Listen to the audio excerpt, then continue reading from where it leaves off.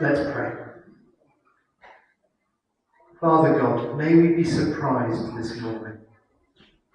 Surprised by your love, perhaps. Surprised by your grace. Surprised by your planning and care for our lives.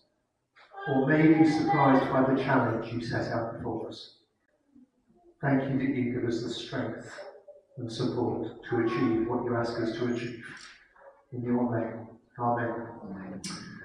So, this week we are looking at Luke chapter 15. We're going to dig into two of the three stories that Jesus tells in this chapter.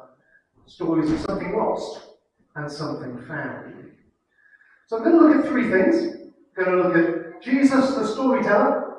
I'm going to look at, does Jesus repeat himself? And I'm going to look at, does Jesus repeat himself?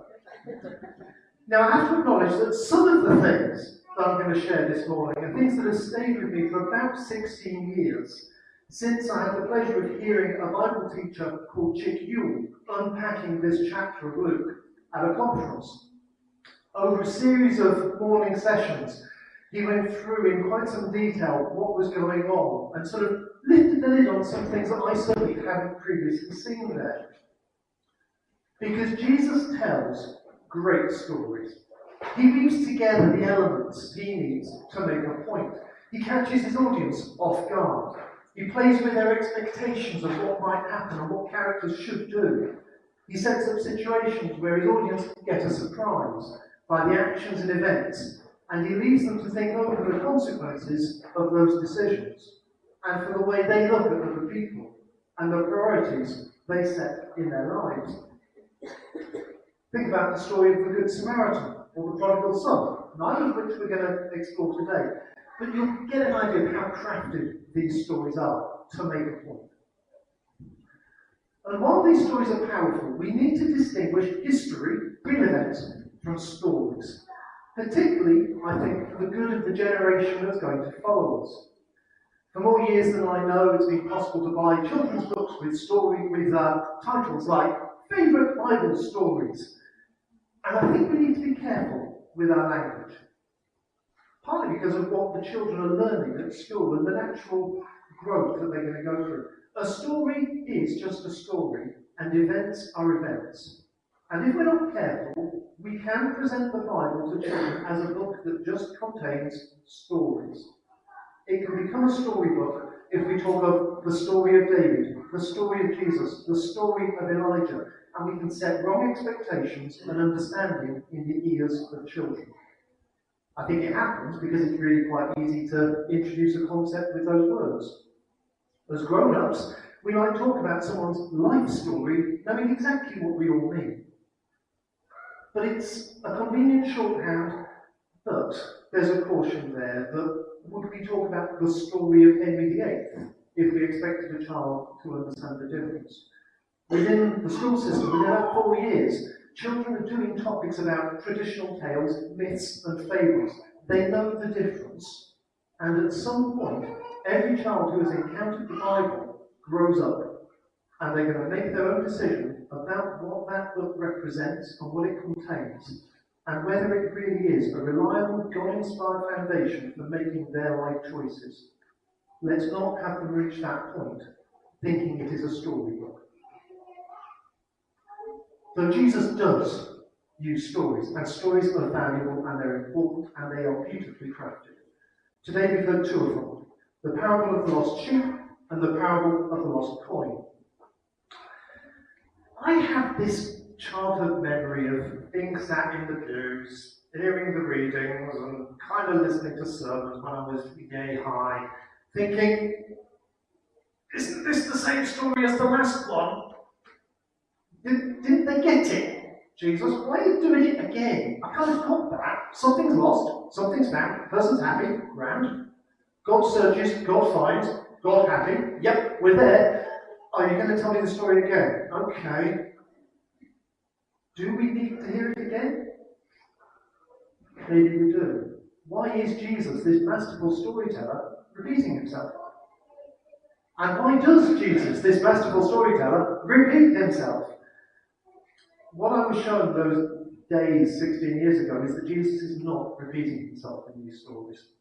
So for anyone who, like me, hadn't realised what Jesus is doing, my prayer this morning is that you'll catch a glimpse of the fundamental nature of what Jesus is doing, the substantial offence and rudeness he is targeting at his audience, part of it, and, importantly, why these two different stories is not a repetition, but is in fact necessary by pairing them together for a point that he's making through these complementary stories. So, let's start with the lost sheep. The story seems pretty straightforward. You have 100 sheep, you lose one, you go find it, you carry it home happy, and everything's good. The parallel: God cares for the lost sheep and is happy when it is found. Now, if that's what you needed to hear this morning,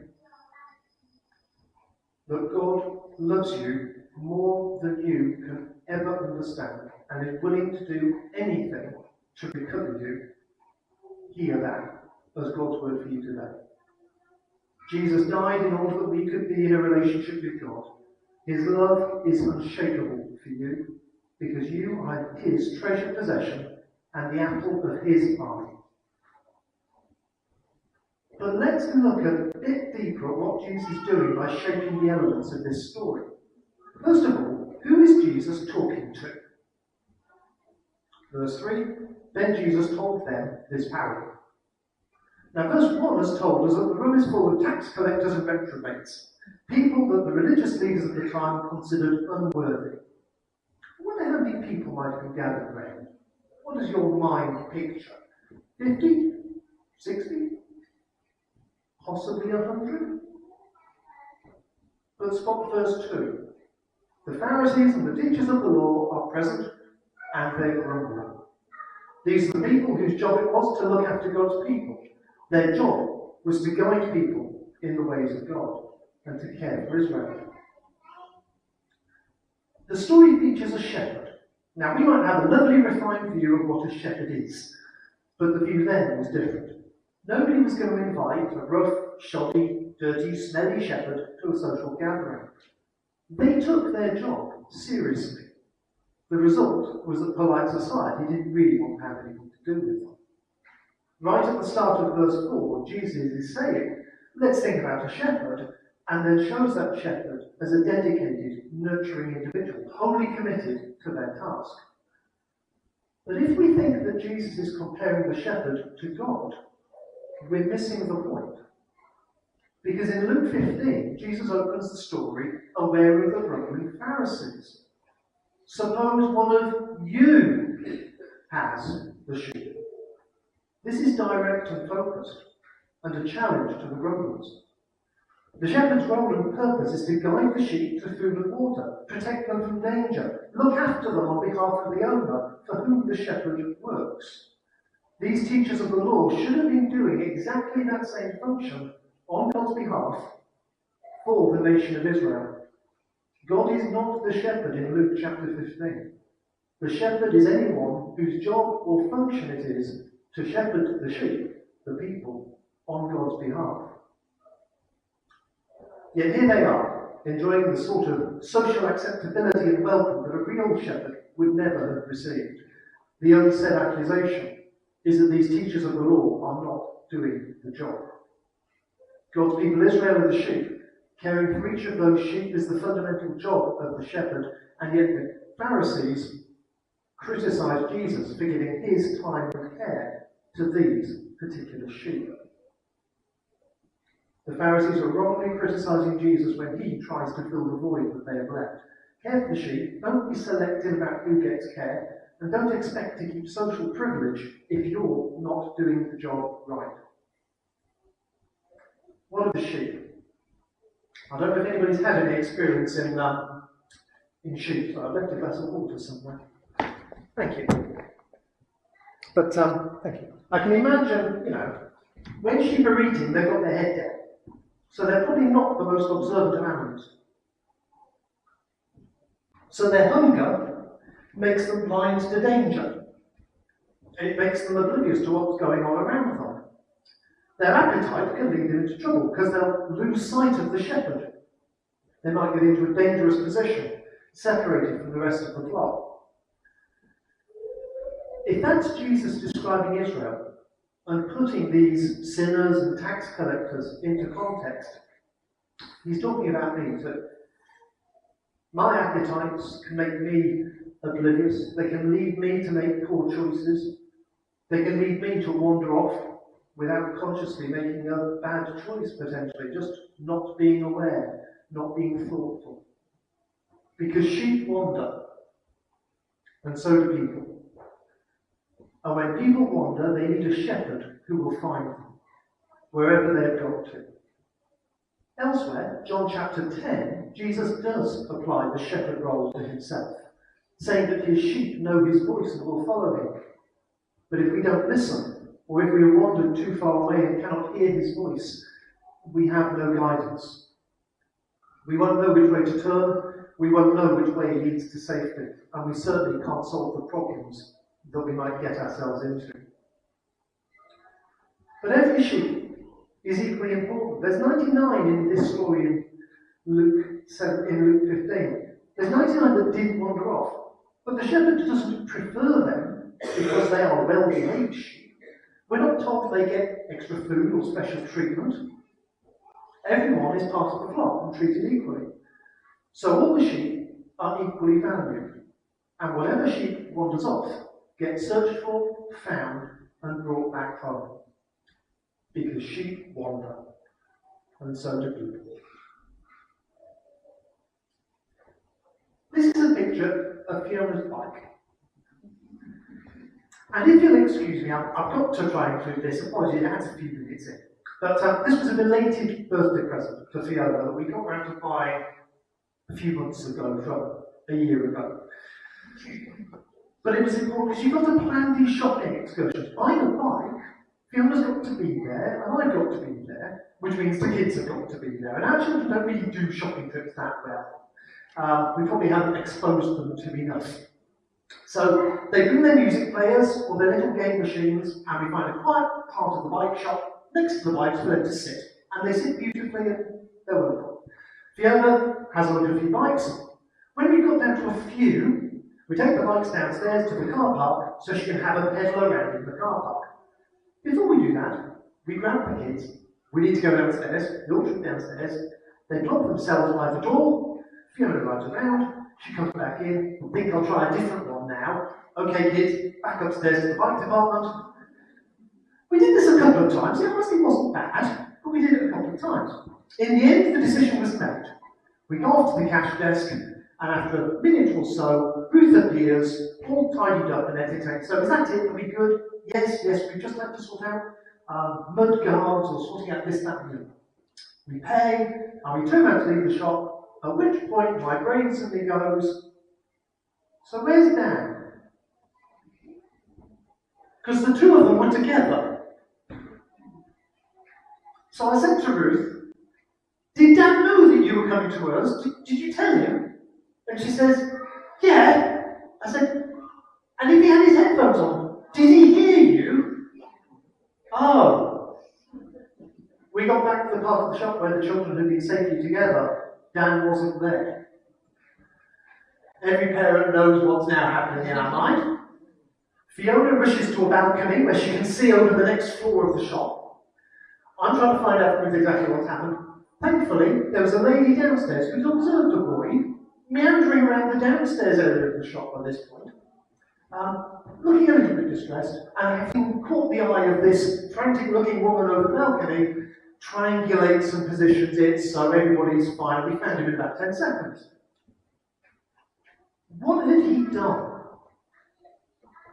Having realised that it had all gone a bit wrong, he did what we had done with him. He went to the front door of the shop, assuming that we must have gone back there. We need to be cautious that sometimes we might repeat actions that have been safe in the past, believing that they're okay and they're still the right thing to do. Actually, they might not. We can wander, just like sheep. I wonder when and how you wander. Are there certain things that catch your attention, that lure you away from safety and better pastures? How do we really use our time and our energies? Are those still the places where the shepherd has led us? Listen to the shepherd's voice and be found.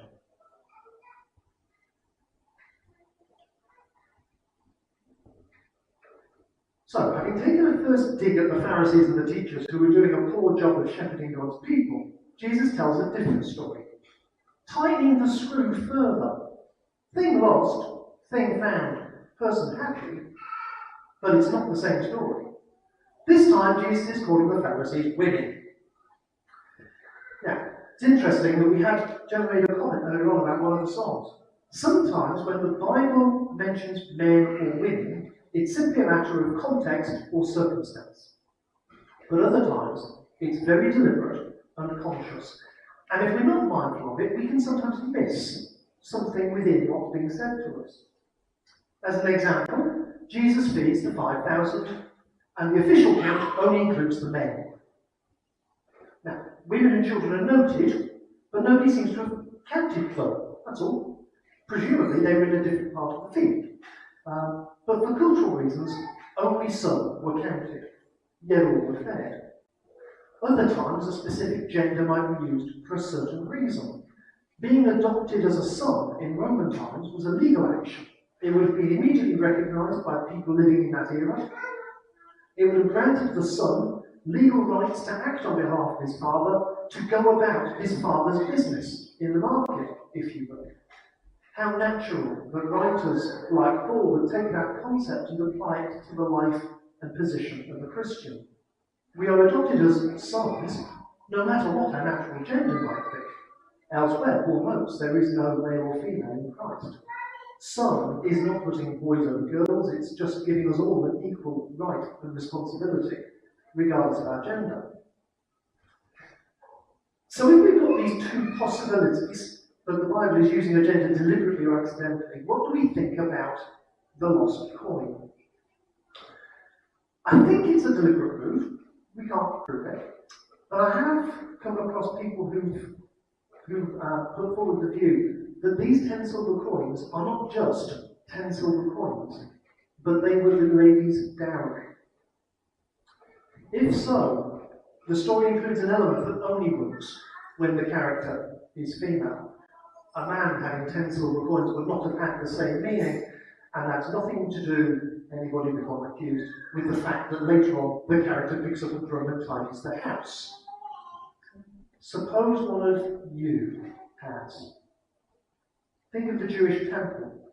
Women are limited by the rules of the Pharisees and the leaders. Women are limited to the outer court.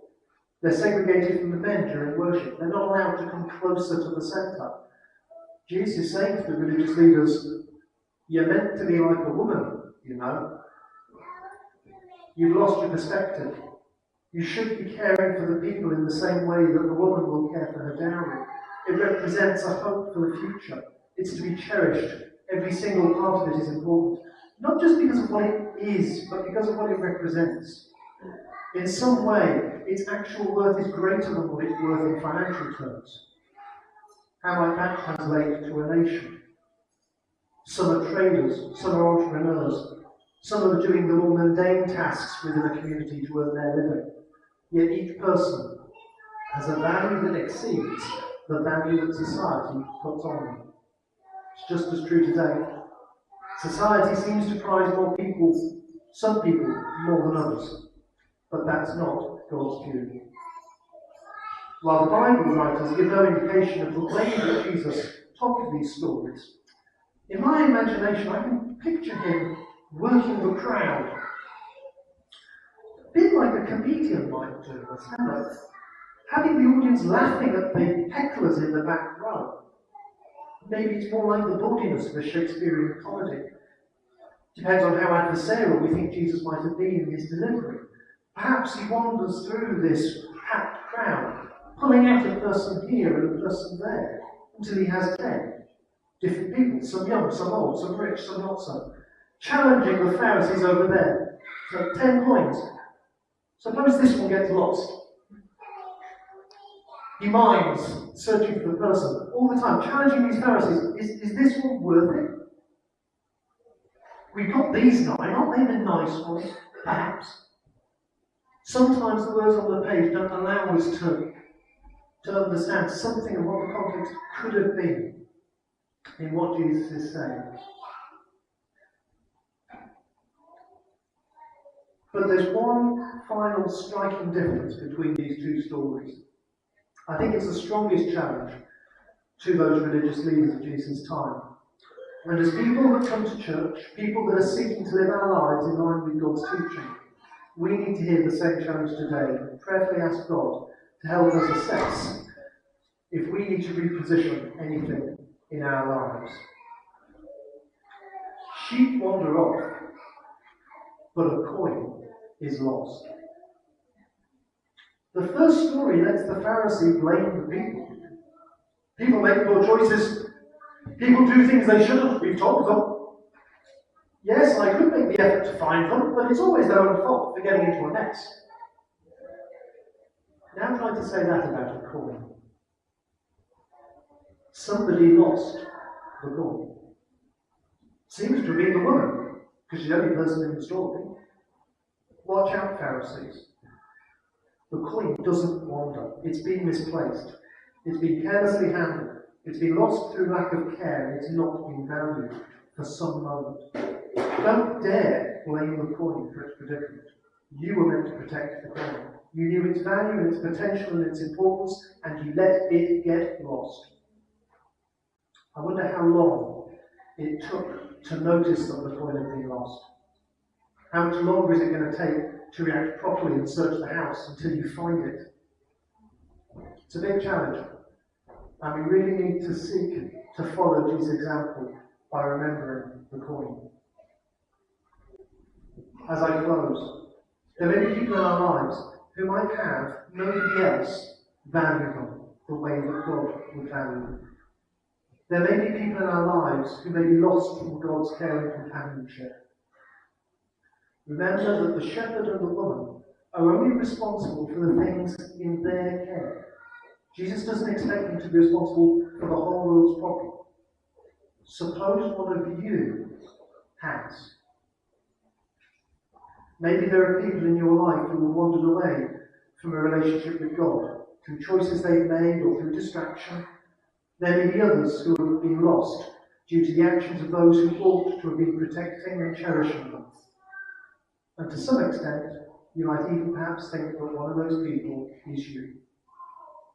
But you are cherished by God. He wants the lost to be found. It doesn't matter if you think you're a sheep or a coin. It doesn't matter what your job is. It doesn't matter what your gender is. It doesn't matter how you might have got into your current position or how somebody else got into theirs. The point that these two stories challenge us to recognise is this. Such differences don't matter. Lost is lost, and these stories leave nowhere for us to hide. If we recognise what Jesus is saying, there's no defence for the religious leaders who are failing to guide and protect the people entrusted to their care. 2,000 years later, the same challenge awaits us. On God's behalf, we are to guide and cherish and protect the people that He has placed into our care, regardless of how they got into their situation. That includes a spiritual care for people, but also practical care, whether we live that out on a personal basis or through the activity of society, paying taxes so that councils and governments can provide aid services and other services to everybody. We don't need to approve of any decisions a person might have made, any more than the shepherd approved the actions of the sheep that wandered off. But we need to remember we are all God's treasured possession and creation. We're all important to Him and all loved by the same measureless, boundless love that we have been blessed to know and experience. In whatever places we go in the coming days and weeks, I pray that we may each find ways to live this out with God's help and for His glory and purposes. Amen.